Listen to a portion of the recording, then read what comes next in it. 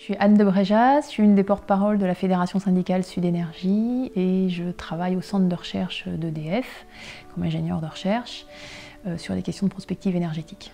Est-ce que la concurrence favorise l'innovation, du moins dans le secteur de l'électricité? Ça, c'est un argument qui est parfois mis en avant et or c'est pas du tout confirmé par les faits, bien au contraire. Il faut voir que d'abord la concurrence est en place essentiellement dans ce qu'on appelle la fourniture d'électricité, c'est-à-dire que les fournisseurs achètent de l'électricité pour la revendre, sans produire ni s'occuper des réseaux. Et donc si innovation il y a, c'est uniquement sur cette partie élaboration, packaging d'offres commerciales. Or quand on demande aux clients ce qu'ils veulent, ils veulent avant tout une électricité pas chère, si possible avec une visibilité à long terme sur les prix, donc des prix qui ne varient pas, donc ça c'est pas tellement favorisé par la concurrence. Et puis, si possible aussi un seul interlocuteur, là non plus c'est pas favorisé par la concurrence, et pour certains, ils recherchent une électricité verte. Et donc quand on regarde sur le site du ministère de la Transition écologique et solidaire, ils proposent un comparateur d'offres, et là les critères sont effectivement très limités, c'est 1, les prix, hors promotion ou avec promotion, et 2, le pourcentage d'énergie verte. Donc revenons sur cette question de pourcentage d'énergie verte. On voit apparaître des fournisseurs qui produiraient de l'électricité 100% verte, par exemple Engie, ou par exemple Leclerc qui ne produit rien, et EDF, à contrario, lui aurait une électricité 0% verte. Pourtant, tout le monde consomme exactement la même énergie, celle qui transite sur le réseau. Et ce n'est pas parce qu'on achète à Leclerc ou à Engie qu'on va favoriser davantage la production d'électricité verte. Ce qui favorise la production d'électricité verte, c'est des subventions à l'achat, donc c'est un mécanisme public de financement. Et de toute façon, toute l'électricité verte qui est produite, elle est sûre d'être vendue. Donc là, sur cette électricité verte, c'est de l'arnaque en fait, c'est de l'arnaque. Alors on peut aussi voir ce que dit l'Union européenne ou plutôt ce que disent les fournisseurs alternatifs quand il y a eu une décision de 2012 de l'Union européenne qui expliquait qu'il fallait supprimer les tarifs réglementés parce que c'était de la concurrence déloyale envers les autres. Les fournisseurs disaient, on peut le montrer, ces tarifs réglementés d'abord ils sont trop bas donc ils nous empêchent d'apparaître et puis ils brident notre créativité parce que finalement les clients à tarif égal, ils préfèrent aller voir EDF qu'aller voir les fournisseurs. Donc en fait, ce qui compte avant tout, c'est les prix et finalement rien d'autre. Alors après, il y a aussi une petite concurrence sur la partie production, c'est-à-dire qu'en fait, les concurrents ont acheté, ou voire se sont vus donner des moyens de production qui existaient. C'est le cas dans l'hydraulique avec Engie qui a récupéré des barrages à l'euro symbolique, les barrages de la Compagnie nationale du Rhône. Et c'est le cas dans le thermique où certains acteurs ont récupéré des centrales thermiques existantes, donc principalement à gaz. Donc rien de très innovant là-dedans. Alors maintenant, il y a depuis récemment un appel d'offres sur des nouvelles centrales à gaz, mais c'est des technologies qui sont rodées où il n'y a pas vraiment d'innovation. Donc les concurrents sont également rentrés sur le domaine de l'éolien et du solaire, mais là-dessus, ils ont récupéré des technologies qui existaient, qui avaient été développées pour l'essentiel par la recherche publique, et puis améliorées plutôt par de la recherche-développement, mais en tout cas, ce n'est pas eux du tout qui ont permis un saut technologique quelconque. Est-ce qu'on pourrait revenir sur le terme innovation? Est-ce que vous pourriez l'expliciter et surtout nous parler de la différence avec la recherche? Ouais, c'est une bonne question parce que c'est vrai que jusqu'à il n'y a pas longtemps, on parlait beaucoup de recherche ou de recherche-développement et maintenant, on a l'impression que tout ça est oublié au profit de l'innovation. Or, pour arriver à des ruptures technologiques ou à des évolutions, il faut toute la chaîne. Il faut améliorer les connaissances sur les éléments essentiels et ça, c'est la recherche amont qui le fait, qui va par exemple essayer de faire des recherches pour mieux connaître les matériaux, pour tout ce qui est isolation, pour mieux connaître les mécanismes physiques qui font qu'on va pouvoir produire soit avec du nucléaire, soit avec du solaire, soit avec de l'éolien. Ensuite, cette recherche amont est appliquée par ce qu'on appelle la R&D, recherche et développement, où là on essaye d'améliorer un peu les procédés pour arriver jusqu'au produit final. Donc c'est ce que faisait EDF et ce que fait EDF aujourd'hui. Alors par exemple, là, on va rechercher à améliorer les rendements des pales des éoliennes, où on va essayer de trouver des matériels qui ont des meilleures qualités dans le solaire, pour avoir moins d'impact sur l'environnement par exemple, pour être plus efficace. On va faire des travaux sur l'isolation pour trouver les meilleures façons de faire. On va aussi faire des travaux, pas forcément techniques, mais aussi d'ordre sociologique. Enfin, tout un ensemble qui conduisent à améliorer les choses. Et en bout de chaîne, on a l'innovation qui est un petit peu la petite trouvaille qui va permettre de rentabiliser une idée, qui n'est pas toujours dans l'intérêt public, hein, mais qui en tout cas est lucratif. Donc certaines innovations sont bonnes, d'autres le sont moins, mais dans tous les cas, ça n'est qu'un bout de la chaîne. Il faut arrêter de se concentrer là-dessus. Et si on regarde les deux briques précédentes que sont la recherche amont, la recherche fondamentale et la recherche, la R&D, celles-là, elles ont été très attaquées par la mise en concurrence et les marchés. Donc si on prend la recherche publique, tous les organismes publics de recherche, à commencer par le CNRS, voient leur budget diminuer d'année en année. Il y a de moins en moins d'effectifs, les effectifs ne sont pas remplacés, les personnes sont de plus en plus précaires, donc c'est plus difficile d'organiser une recherche. Et puis leur budget est soumis, comme dans d'autres secteurs, à des appels d'offres, c'est-à-dire qu'avant le financement était récurrent et c'était les chercheurs eux-mêmes qui décidaient de couvrir tel et tel domaine de manière à ce que tout le champ de recherche soit couvert. Aujourd'hui, c'est par appel d'offres, donc par à-coup. Et comme c'est impossible de juger de la multitude de projets, il y a un côté très aléatoire des choses, c'est une perte de temps pour tout le monde, et à l'arrivée, tous les champs ne sont pas couverts, et on donne la priorité à ce qui est à la mode. Pour donner un exemple, là, récemment, il y a un gros projet de recherche européenne qui a été attribué à un projet sur comment doubler le nombre de médailles aux prochains Jeux Olympiques de 2024. Donc on peut penser que c'est la priorité à l'heure du réchauffement climatique et de la crise climatique. Moi, je ne suis pas sûre que ça soit vraiment de priorité. Et alors, après, il y a l'autre volet, là, ce qu'on dit la recherche-développement. Celle-là, dans le domaine de l'électricité, historiquement, c'était concentré autour d'EDF. Donc EDF avait des grandes équipes de recherche. On était 2700 au moment de l'ouverture des marchés, avec des laboratoires aussi expérimentaux de taille importante, de nombreuses thèses aussi, on encadre encore 150 thèses, on mène des partenariats avec l'industrie, avec les partenaires académiques de recherche fondamentale. Et là, c'est très attaqué aujourd'hui, donc on est passé de 2700 à 1900, les budgets ont diminué dans le même sens. En plus, on réoriente la recherche vers des objectifs de rentabilité immédiate pour l'entreprise, et non plus vers des objectifs de service public. Ça, c'est pas une critique en l'air qu'on envoie, ça nous est dit clairement par notre direction. Ils nous disent sans arrêt, on n'est pas là pour faire de la recherche publique, on est là pour créer de la valeur pour l'entreprise. Et alors quand on leur demande mais qui fait la recherche publique qu'on faisait avant, la réponse est on ne sait pas, elle est reprise par personne.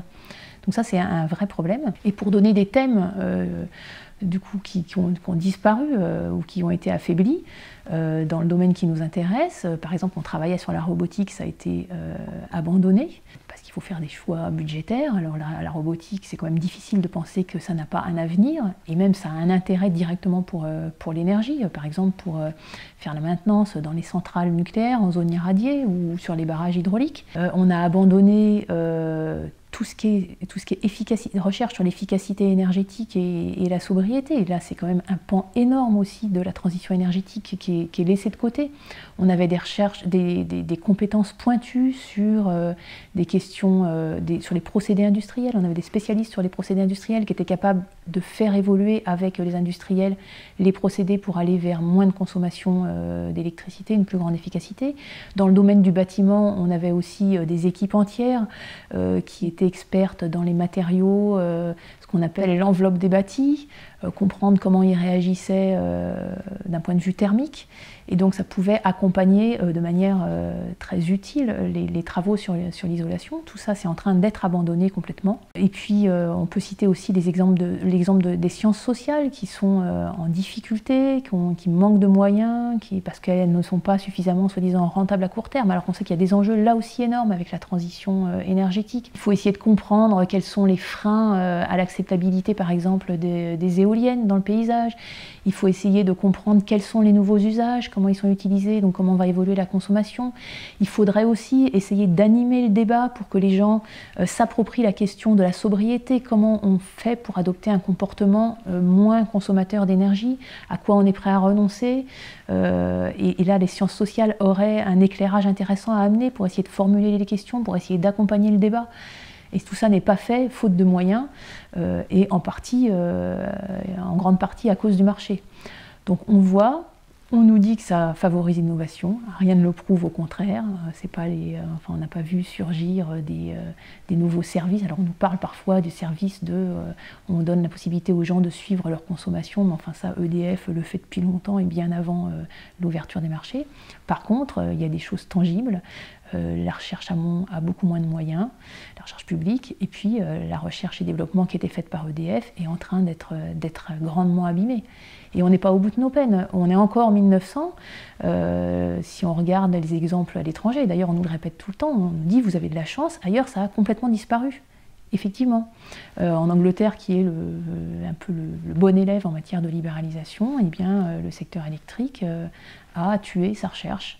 Dans le secteur du gaz, ils ne font plus de recherche sur les questions de sûreté en matière de gaz parce que ça pourrait profiter à la concurrence. Donc ça, il y a l'aspect moyen et puis il y a l'aspect organisation aussi. C'est-à-dire que quand on est une seule entreprise et qu'on n'a pas à justifier d'une rentabilité financière, on peut ouvrir un peu, d'abord on peut donner une plus grande liberté d'expression aux chercheurs, on peut leur permettre de communiquer largement avec l'extérieur, d'échanger les données, et ça c'est fondamental pour la recherche. Or là, ce qu'on voit avec la mise en concurrence, c'est qu'il y a de plus en plus d'acteurs, de petits acteurs, et qui donc gardent très jalousement leurs données et leurs recherches quand ils en font, et ça atteint aussi EDF. Maintenant ça devient vraiment compliqué de publier quoi que ce soit parce que ça mettrait en péril notre position en matière de concurrence. Et si on regarde par exemple le secteur de l'éolien, où il y a une myriade d'entreprises qui travaillent, pour organiser la recherche sur des questions génériques, par exemple sur comment améliorer la maintenance des parcs éoliens, c'est extrêmement compliqué. Il faut arriver à monter des projets autour d'un organisme public qui agrégerait tous ces acteurs différents, chacun finançant pour partie et alors à quelle hauteur, et puis vérifier que chacun en retire bien ce qui compte, et vérifier que chacun est bien prêt à partager son information. J'ai un collègue qui travaille dans le secteur et qui dit qu'il va finir par renoncer à travailler là-dedans, parce qu'il dit finalement les informations sont plus confidentielles que dans le domaine du nucléaire, et ça pour de mauvaises raisons. Quand on parle d'innovation, c'est une innovation toujours avec un souci de rentabilité. La R&D, la recherche-développement, ça peut être au service du public, mais ça peut être aussi c'est en train de devenir une recherche de rentabilité. On a aussi besoin d'une recherche indépendante de tout profit, de tout intérêt privé. C'est essentiel, c'est ce qui a permis, par exemple, d'alerter sur les risques d'OGM, d'alerter sur les risques climatiques, sur les risques des gaz à effet de serre. Aujourd'hui, si on s'en remet aux GAFA, par exemple, pour faire de la recherche sur les risques en matière d'intelligence artificielle, eh bien, on voit que ça va être compliqué. Maintenant, on ne sait plus non plus qui va faire les alertes sur les nouvelles versions des OGM les plus récents, parce que la recherche publique disparaît. Quand elle ne disparaît pas, elle se met au service du privé et avec du lobbying important. On a aussi vu tout un tas de scandales autour du médicament, avec de la recherche qui n'était pas indépendante et qui donc a couvert, parce qu'elle était financée par le privé, a couvert des risques sanitaires très importants avec des désastres à la clé. Donc il faut absolument conserver une recherche publique, y compris une recherche et développement public, et ça c'est très compliqué en univers concurrentiel. Et est-ce que le projet Hercule va changer la donne ? Le projet Hercule va empirer les choses puisque c'est un nouveau découpage avec encore plus d'acteurs. Déjà, on a vécu le découpage entre EDF et le réseau RTE. Et puis Enedis, on est devenu un peu schizophrène, c'est-à-dire qu'on a demandé aux personnes qui travaillaient sur des problématiques qui étaient à la fois pour la production et pour le réseau de se séparer en deux. Et quand elle parlait à EDF, ensuite de tout oublier quand elle parlait à RTE. On a mis en place des tourniquets pour isoler les zones de ceux qui travaillaient pour EDF producteur et ceux qui travaillaient pour EDF réseau. Et puis finalement, on a enlevé la recherche qui concernait les réseaux, on l'a envoyé à RTE et donc on fait les choses en double. C'est la même chose maintenant pour la distribution avec Enedis, et donc avec Hercule, quand on va séparer la partie commerciale de la partie production, on va à nouveau recréer des cloisons entre toutes les activités, alors que la plupart des recherches sont transverses. Quel bilan vous feriez de la recherche et de l'innovation dans le domaine de l'électricité? On en tire un bilan négatif, c'est-à-dire qu'il y a une innovation autour des offres commerciales finalement qui ne sont pas du tout attendues par les clients, et ça c'est montré par les paroles des clients eux-mêmes et même des fournisseurs. Par contre, tout ce qui est recherche amont et recherche-développement qui là est essentiel pour atteindre les ruptures technologiques mais aussi comportementales qui sont nécessaires à la transition écologique, celle-là, elle est en train de s'appauvrir et de s'affaiblir. Alors, encore une fois, on est quand même dans une transition énergétique. Qui dit transition dit besoin de changer et donc besoin de recherche importante. Qu'est-ce que vous proposez? Vous proposez un retour à un monopole public? En tout cas, on propose une sortie du marché et un arrêt de la mise en concurrence.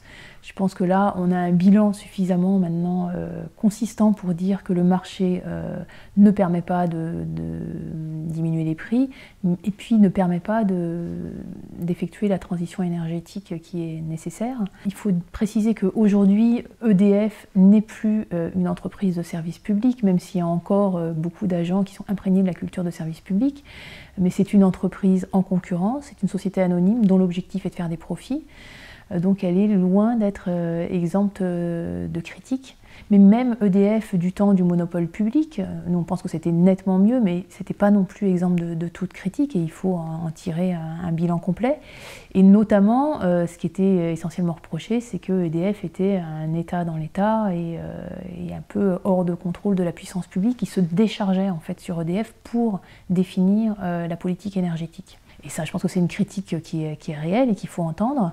Et là-dessus, à notre avis, le marché n'est pas la réponse. Ce qu'il faut, c'est un secteur 100% public, mais avec un acteur public, avec des formes de décentralisation, bien sûr, mais des contre-pouvoirs qui permettent un vrai contrôle citoyen sur les orientations de la politique publique en matière énergétique, avec donc l'organisation de débats réguliers, éventuellement des votes sur les grandes questions, en tout cas au moins un passage au Parlement régulièrement sur les grandes options, ce qui n'est même pas fait aujourd'hui, puis des organismes indépendants qui soient prêts à donner une expertise différente d'EDF, et puis également évidemment l'écoute de toutes les associations, le tissu associatif qui est expert dans certains secteurs. Et en tout cas il nous semble que l'électricité est un bien fondamental, et que donc ça ne peut pas être confié à des intérêts privés, la politique énergétique ne peut pas être menée par du lobbying des uns et des autres pour des intérêts personnels, ce qui est le cas aujourd'hui. Et donc la seule solution pour passer outre ça, c'est de revenir à un système 100% public qui permette aussi une programmation dans la durée des scénarios énergétiques pour aller vers beaucoup plus de sobriété et d'efficacité et vers des énergies plus propres, qui permettent aussi de placer des critères autres que le critère économique comme objectif principal dans les choix énergétiques. Donc autant d'arguments pour dire qu'il faut sortir du marché, qu'il faut revenir à un secteur 100% public avec un réel contrôle citoyen. Eh bien, merci beaucoup. Voilà, merci donc à vous. C'était le dernier clip de cette série. On verra s'il y en aura d'autres. D'accord. Et à bientôt. Merci.